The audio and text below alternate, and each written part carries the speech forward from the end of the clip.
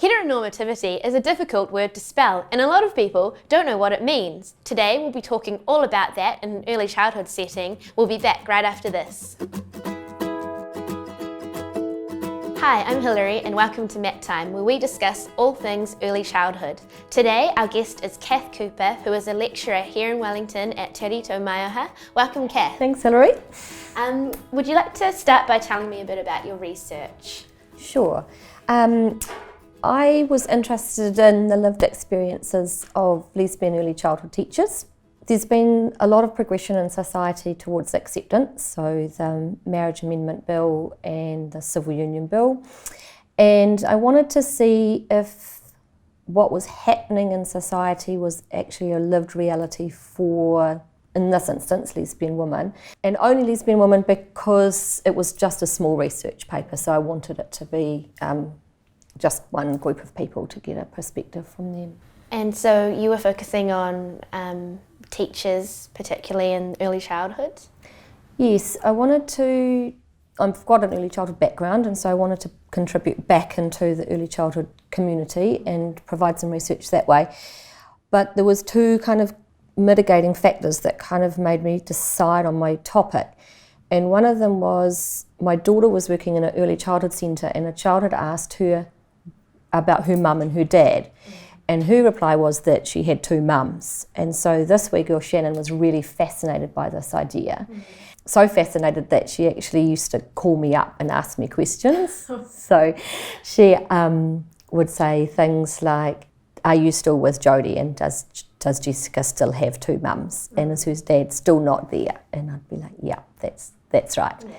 Yeah. And she became an advocate in her centre. She was 4. And Jessica shared a story about how two girls were having a fight about who was going to be the mum in the family. And Shannon had come over and said, "You can have two mums. Jessica has two mums, and you're allowed to have two mums in a family." So I was quite interested that she had a mother and a father, but she was able to quickly grasp this concept and advocate for it. Yeah. And the flip side to that story is we had a wee boy that was fostered by us, and I'd said to him, me and Jodie might get married, and he got really upset. When I asked him why, it came out that he had this thought pattern that we would split up and find two men to marry, and his problem was who he was going to live with. So although he'd lived in our family for 2 years, he still saw the concept of marriage being only for men and women. So I wanted to see how children in early childhood were getting ideas about marriage between men and women and women and men as being all equally valid. In your research you talk a lot about discourse and heteronormativity. I'm wondering if you could explain about what those words mean for our viewers. And just quickly, Hilary, I had no idea about either of those words before I got started. So it was a really steep learning curve for me. So discourse is actions, words and practices that control us and how we do things. And philosophically there's this big debate about whether we're in control of ourselves or whether society controls us or we control society. So I usually explain discourse to being acceptable behaviour. So if you went to church, you would go in, you'd say hello to people, you'd take your hymn book, you'd find a seat, you'd stand up when it's singing, you'd put your head down for praying. That's the kind of discourse. If we're looking at the opposite, which is disrupting discourse, then you would possibly not take the hymn book, you'd stand up when there's prayers, you'd argue with the minister, and that would be what we'd call disrupting discourse. So you're kind of going against the flow. Sitting alongside that is the heteronormativity. So if we break it down, heteronormativity means the presumption that women are attracted to men and men are going to be attracted to women, and that they're going to make families that way. Once I understood this and went home and watched a bit of TV, you can see it's just literally everywhere. So on television we've got TV ads where a woman's in the kitchen and then in comes a husband and she says, "Hello dear." So we don't have anywhere a woman comes in and says, "Hello dear" to another woman, yeah? Because that would be disrupting that discourse, yeah? Heteronormativities in early childhood settings, when we say things to children, if a boy and a girl are playing together, we say, "Oh, you'd make a lovely couple one day." Or if a girl and boy are playing, you say, oh, have you got a little boyfriend? So we're making assumptions already that the wee girl is going to be attracted to boys. Yeah. Now, in essence, there's nothing wrong with heteronormativity, except it really excludes any other possible ways of being. If I'm out with my wife, we often will get conversations about being friends or sisters, but not necessarily wives. What can teachers do to support rainbow families? What advice would you give to them? We can question children. We can say, actually, did you know that there is families that are two mums and two dads? Have a little look at what you're doing in your centre. Have a critical look at how you promote yourself and what's the first thing that parents will see about you. So if you've got a little brochure, do you have anything in that little fold-out brochure or your website that is rainbow family positive? Easy just to have a picture of two women together and a child.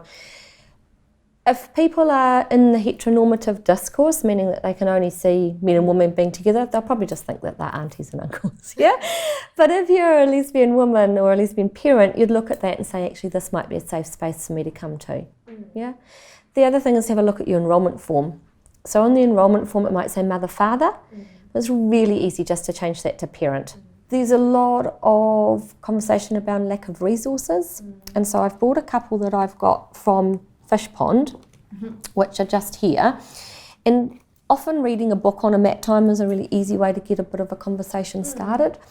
And that's holding up these books just means you've got a little bit of, it's not me, it's the book. It's just a little bit of, well, actually this is a book and if you wanted to, these are storybooks, and so these ones are just talking a little bit about things that the parents in this story do. Yeah. This one's called Mummy, Mama and Me. But this one's actually a fact book. This is based on a true story. Yeah. And so if there was going to be an argument about it, you can say, I'm just reading a story. I'm reading a story based on a true fact. This is just a book you can read. Yeah. This is another really good book, and this was one of the things that 3 of my research participants talked really strongly about, raising family topics, so just talking about families. Because all families are so different. Absolutely, yeah. And that was one of the things that one of my participants did, is they did a little project in their centre on families, and they realised that one child was raised by his grandma, another child had the kind of stepmum, stepdad kind of scenario, so there was 4 sets of parents in that family that he was really close to and got along really well with. Other people were raised by just one parent, some had a mother and a father, and in that situation there was a couple of families that had two mums. Yeah, so that was a good start. Buy resources and use them, because there's always some resources loitering around that we never get around to using. So make a commitment. Like I said, these ones are all just on Fish Pond, and they're pretty easy to find. I think the other thing is that the resources are awesome, but I wouldn't use this not having resources as a reason not to challenge this. So if you think about a storyboard, a whiteboard with 3 billy goats gruff, or the Goldilocks and the 3 Bears, I completely lost it. It's like I can see this everywhere. So one of the things you can do is you can say, today I'm going to tell Goldilocks and the 3 Bears, but this is a different bear family than last time. See this big tall bear? This is a strong mama bear. See this middle-sized bear? This is also a mama bear. In this bear family, there's 2 mummy bears and a little baby bear. And they're going to do their porridge the same way as our story yesterday. So it's going to be made in the pot, it's going to be served up to the people, to the bears, and it's going to be too hot, and they're going to go for a walk. But this time the 2 mama bears are going to be on either side of baby bear, and they're going to walk together through the woods. Yeah, just kind of switch it up a bit. Yeah. So look at the resources that you've got with a non-heteronormative eye, and think, how am I going to disrupt this discourse? What can I do to make this different than it was yesterday? Yeah, so the resources are awesome, but you have skills and you have the ability already just to kind of make those little changes. So thank you for joining us, Kath. We had a great chat. Cool. Thanks for watching Mat Time by Storypark. Don't forget to subscribe for more videos, and if you have any questions or ideas for topics, just leave us a comment.